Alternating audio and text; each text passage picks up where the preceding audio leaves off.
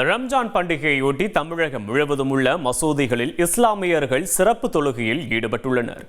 கூடுதல் தகவல்களை செய்தியாளர் அரவிந்தன் வழங்க கேட்கலாம். அரவிந்தன், வணக்கம். விவரங்களை பதிவு பண்ணலாம்.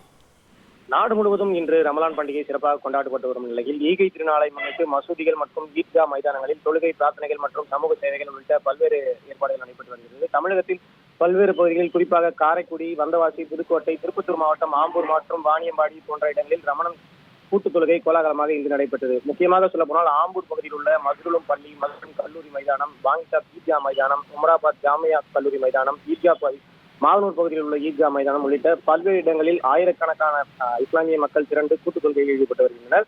தொழுகை முடிந்த பிறகு ஒருவர் ஆரத்தழுவி அன்பை பரிமாறிக்கொண்டு சமுதாய நண்பர்களை வளர்த்திடும் வகையில் இந்த திருநாளை ஒருமித்தமாக பிரார்த்தனை செய்து பரஸ்பரம் தங்களது வாழ்த்துக்களை தெரிவித்து வருகின்றனர்.